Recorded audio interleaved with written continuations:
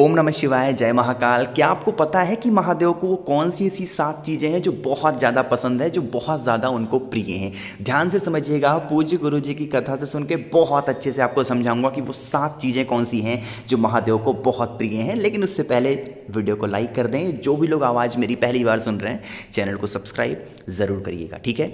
देखो, समझना बहुत ध्यान से। वीडियो थोड़ी सी बड़ी बन सकती है, लेकिन बस आप समझ जाओगे तो आपको पूरी लाइफ कोई दिक्कत नहीं होगी। स्क्रीन पर क्या दिख रहा है? ये है आपके सामने भस्म। जो सफ़ेद वाला भस्म आता है ना, ये वही भस्म है। तो आप मार्केट में जाओगे, कहोगे भैया मुझे भस्म चाहिए, 6 रुपए की एक डिब्बी मिलती है, 6 रुपए की मात्र। भस्म लेके आना, महादेव को आप चढ़ा सकते हो भस्म। तो भस्म चढ़ाने से क्या होगा? भस्म चढ़ाने से हमारे घर में कुबेर भगवान का निवास होता है, यानी कि माता लक्ष्मी धन की कभी कमी नहीं होती हमारे घर में, अगर हम महादेव को भस्म समर्पित करते हैं, ठीक है।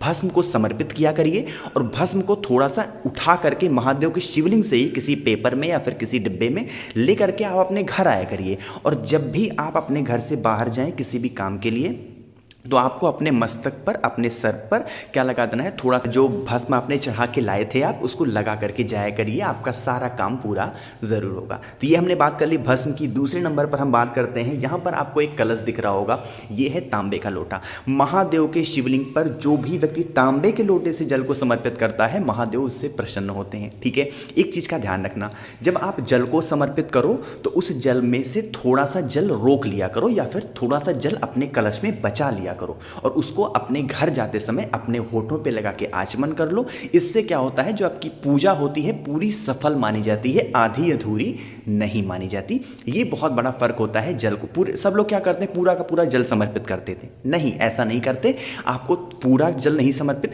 बस उसमें 1-2 बूंद या फिर 1 चम्मच ज़रूर बचाया करिए। जब घर जाने लगे तो उसमें से थोड़ा सा निकाल करके आचमन करके उसके बाद घर जाया करिए, ठीक है। 2 काम कर लिया। तीसरे नंबर की तरफ बढ़ते हैं। जो तीसरा हम महादेव को सबसे ज़्यादा प्रिय है वो होता है चंदन। कहोगे भैया पीला चंदन या लाल चंदन? वैसे तो महादेव को सबसे ज़्यादा प्रिय होता है लाल चंदन, लेकिन हर जगहों पे लाल चंदन नहीं मिलता, तो आप महादेव को पीला चंदन भी समर्पित कर सकते हैं। ये बहुत ज़्यादा शुभ होता है, महादेव उसको बहुत ज़्यादा पसंद करते हैं। एक चीज़ यहाँ पर आपको और जानकारी दे दूँ, अगर आपका कोई व्यापार है, आपका कोई दुकान है, वो चलता नहीं है, तो आप क्या करेंगे, लाल चंदन या फिर पीले चंदन का जल महादेव के शिवलिंग के ऊपर समर्पित किया करिए और थोड़ा सा जल बचा के अपनी दुकान ले जाया करिए और वहाँ पर थोड़ा सा शटर जो होती है ना दुकान की, उस शटर के बाहर थोड़ा सा छिड़काव कर दिया करिए। इससे भी क्या होगा, आपका व्यापार में वृद्धि होगी, ठीक है। इतनी चीज़ें बता दी। आगे बढ़ें। जो चौथी चीज़ है वो सबसे ज़्यादा प्रिय जो कि है, ये है बेलपत्र।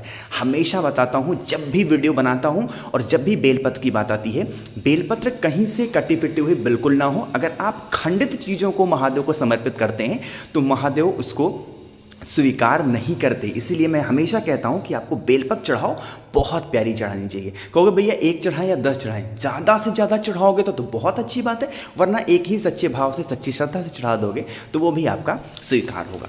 बात हो गई बेलपत्र की। चौथा हम लोग बात कर लेते हैं, चौथा हो 5वां हो मुझे याद नहीं है, तो हम लोग बात कर लेते हैं। अगला जो है हमारा धतूरा। कहोगे भैया धतूरा चढ़ाने से क्या होता है? तो धतूरा चढ़ाने से क्या होता है, हमारे घर में सर्व सुख आता है, यानी कि कोई भी लड़ाई झगड़ा क्लेश अगर ऐसा कुछ भी हो रहा है हमारे घर में, तो धतूरा चढ़ा देने से हमारे घर से वो चीज़ें दूर हो जाती हैं, ठीक है।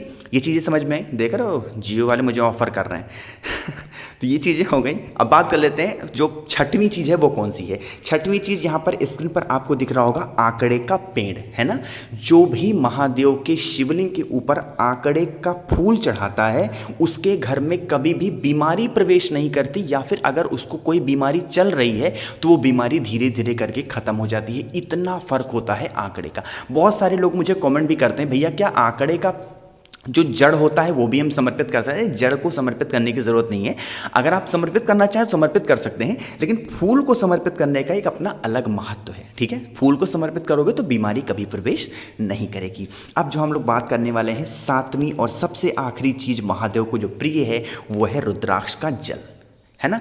जब भी आप जल को चढ़ाने जाओ तो एक थोड़ा सा एक काम कर लिया करो, रुद्राक्ष उस जल में डाल करके उसके बाद चढ़ाया करो, और उसके बाद उस रुद्राक्ष को उठा करके फिर अपने घर ले आया करिए। ये 7 के 7 चीज़ें ऐसी जो मैंने बताई हैं महादेव को बहुत ज़्यादा प्रिय है। यहीं पर लोगों को एक कन्फ्यूज़न ज़रूर होगा, मुझे पूरी उम्मीद है कि भैया ये 7 चीज़ें हम रोज़ चढ़ाएं। देखो, रोज़ चढ़ाने की ज़रूरत नहीं है, कोई भी एक, जितनी 7 चीज़ें मैंने आपको बताई इन 7 में से कोई भी एक चीज़ आप जब भी महादेव के मंदिर जाओ तो कर लिया करो, ठीक है। ऐसा नहीं कि सिर्फ जल चढ़ा दो, जल चढ़ा रहे हो तो उसमें लाल चंदन डाल के तब चढ़ा दो, ठीक है। धतूरा मिल जाए धतूरा चढ़ा दो, ठीक है। कोई सा फूल मिल जाए अच्छा सा तो फूल चढ़ा दो, ठीक है। तो कहने का क्या मतलब है कि आपको जो भी चीज़ें आसानी से मिल जाती हैं वो चढ़ा सकते हैं। अब ये ज़रूरी नहीं कि 7 के 7 काम एक ही दिन कर डालो, है ना। जब भी मंदिर जाओ कोई भी एक काम आप कर सकते हो। ये 7 चीज़ें महादेव को बहुत ज़्यादा प्रिय हैं। थोड़ी सी वीडियो बड़ी बनी है, उसके लिए क्षमा चाहता हूँ, माफ़ी मांगता हूँ। तो अगर वीडियो पसंद आई हो तो लाइक कर दीजिए, कुछ पूछना हो नहीं समझ में आया नीचे कमेंट में पूछें। आवाज़ जो भी लोग पहली बार सुन रहे हैं चैनल को सब्सक्राइब ज़रूर करिएगा। ओम नमः शिवाय, जय महाकाल।